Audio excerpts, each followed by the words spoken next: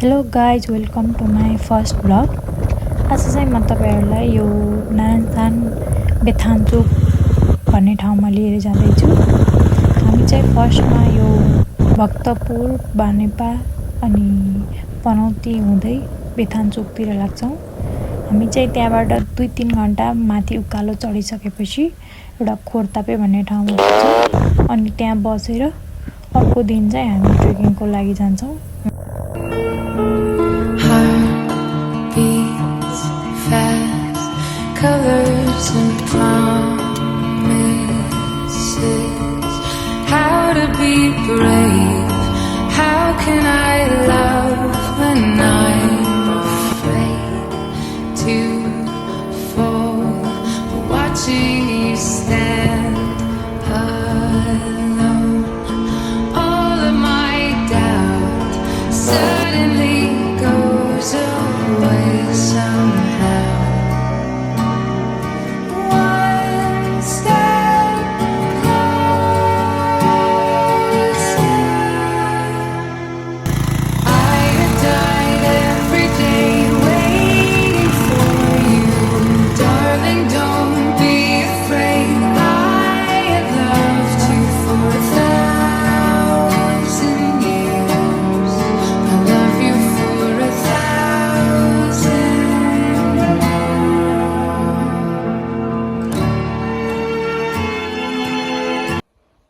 Hello guys, हामी चाहिँ यो खोरतापे भन्ने ठाउँमा आइसकेका छौं अनि आज चाहिँ हामी यहाँ बस्छौं अनि भोलिपल्ट चाहिँ हामी हाम्रो ट्रेकिङको लागि हिँड्छौं।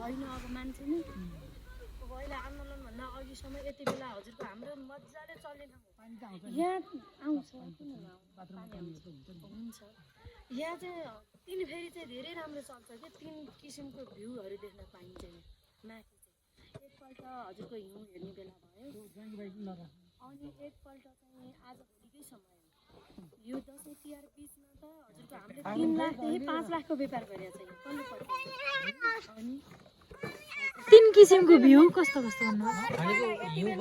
हिउँ अनि सनराइज अनि त्यो फागु पूर्णिमा त मेला नै लाग्ने समय भयो यहाँको मेला भने नास्पाती छ अलिअलि छ छन चाहिँ टिप्न चाहिँ सकिन्छ साइड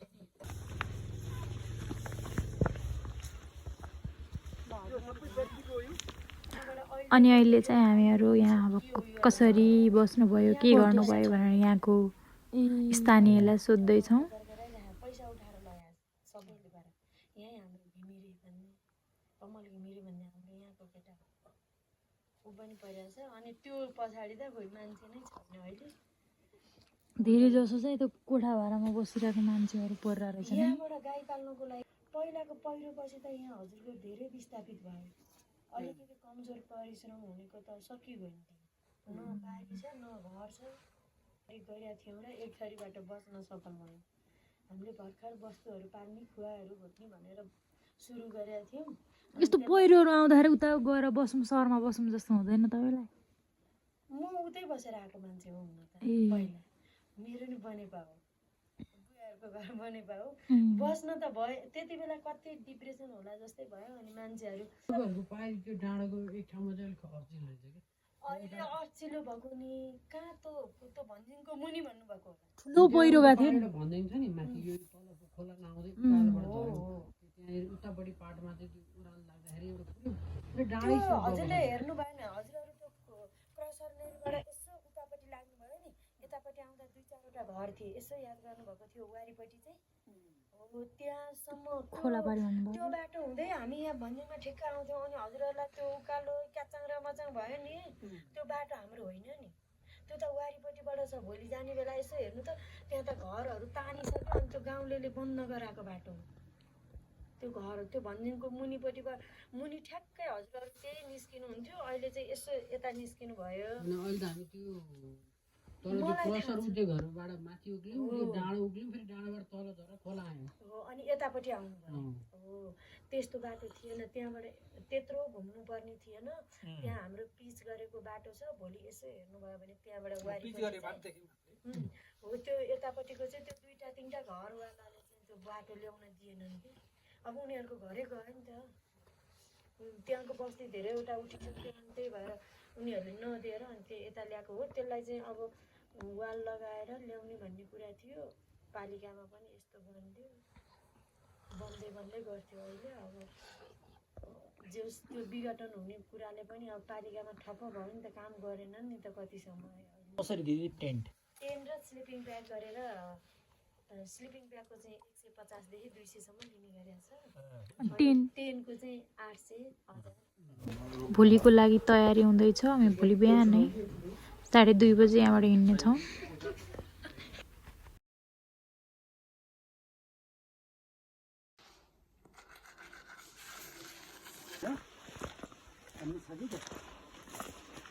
के तरिकाले 2:40-50 फिट बजिहाल्छ 2:45 तिर हिँड्यो नि त। अहिले कति बज्यो? 4 बजे 6 मिनट भयो। 3 घन्टा हिँडिसकेपछि चाहिँ हामी यो मोटर बाटोको अन्तिममा आइपुग्यौँ। अब यहाँबाट चाहिँ त्यो गोरेटो बाटो सिँढीको बाटो चढेर हामी माथि पुग्नुपर्ने हुन्छ। मोटर बाटोको अन्तिम भनौँ है। अब यहाँबाट उकालो लाग्ने हो क्या। पहिलेका चाहिँ भोलि राजाहरूले के सपनादेखि सपना घोडामा त्यहाँ आए, घोडा बाँधेर त्यसपछि माथि गएर मन्दिर बनाएर पूजा गरेर के भन्दै थियो कि मोटर बाटो छ यहाँ। Buddha park 400 metre. यहाँबाट बाटो छैन।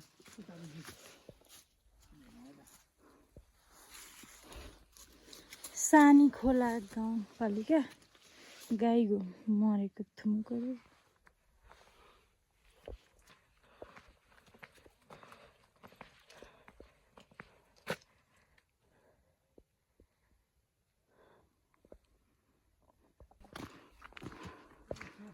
हो त्यो माथि टपमा जाने जस्तो हामी चाहिँ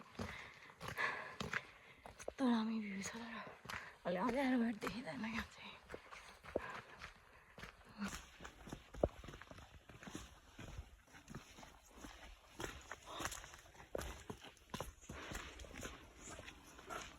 रेलिङ नै रेलिङ रहेछ त माथि गएपछि त।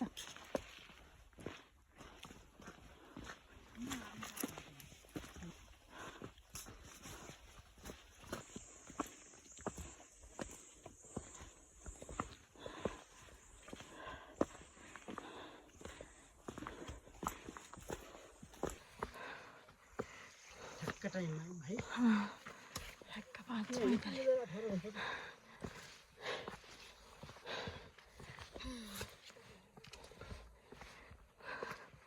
फाइनली हाम्रो डेस्टिनेसन। रहेछ मान्छेहरू त अहिले।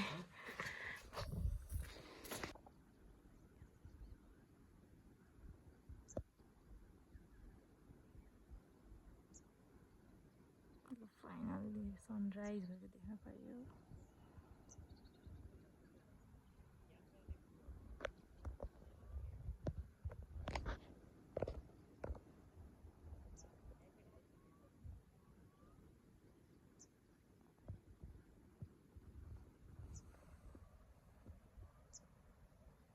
कस्तो दामी देखिरहेको। मोबाइलले चाहिँ राम्रो किरणले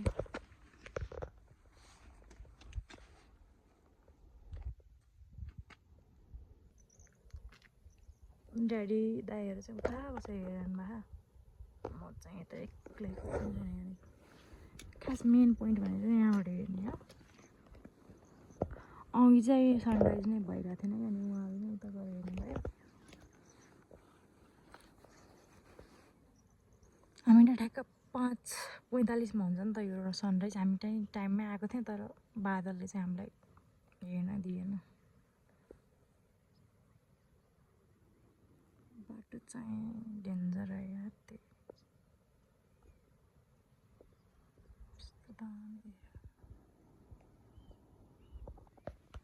सनराइज फेरि बादलले छेक्यो।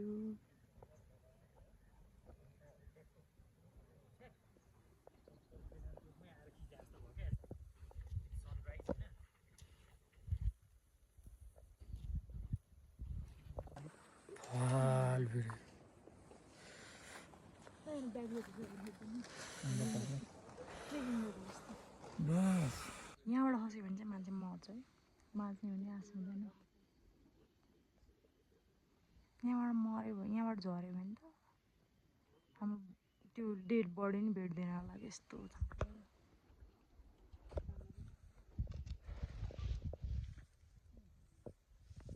पानी त्यहाँ छ है शान्त म त भुलि कता कता राम्रो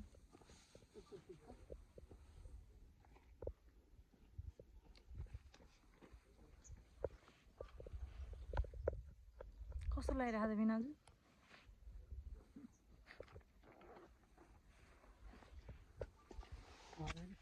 सबै त प्यानोरमा होला हजुर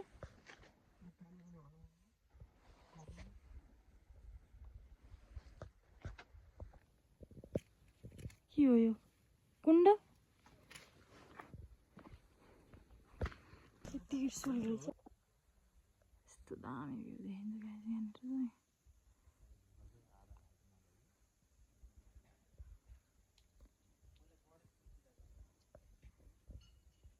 माथि भ्यू पोइन्टमा पुगिसकेपछि चाहिँ यहाँ एउटा नारायणथान भन्ने मन्दिर छ यहाँ हामी दर्शन गऱ्यौँ यहाँ चाहिँ पुरानो पुरानो मान्छेहरूले भाकलहरू राख्ने अनि आफ्नो सोचेको पुरा हुने एउटा विश्वास नै राख्दो रहेछन् मान्छेहरू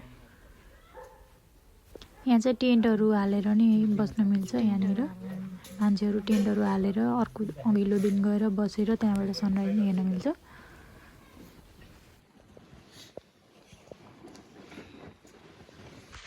अहिले चाहिँ हामी गुफा हेर्न जानु लाग्छ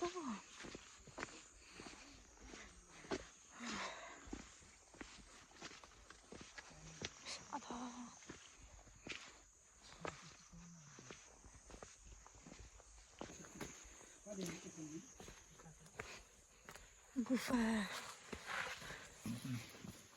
त्यो छिर्ने ठाउँ चाहिँ डेन्जर रहेछ डेन्जर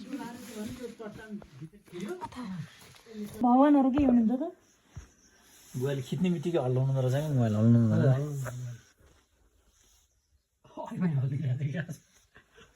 अब छोडिदिने हो कि बुवाले साना बिरालो कुकुर फुट्नु होला कि छैन यत्रो ठिक छ तर बनाएर चाहिँ बाटो चाहिँ ल गइहाल्छ नि त ल गइहाल्छ कहाँ जाने हो नि त्यस्तो होइन त्यस्तै भयो यो केही होइन यो फाटो चट्टान यो जोडियो रहेछ पहिले यो ढुङ्गा के भएछ नि यो छिर्यो भूकम्प सुम्कम्पमा हल्लेर भित्र छिर्यो कि यो भित्र चाहिँ छ होला कि केही न केही फस्छ एक्लै बाँच्छ इन्टायर गरी कति वर्ष त्यहीँ बस्छ नि खासमा प्लेनमा बस्छ होइन कहाँ प्लेन गुफाबाट नि निस्क्यो अनि हामी चाहिँ अब घर जानु लाग्यो guys okay bye bye see you on next video okay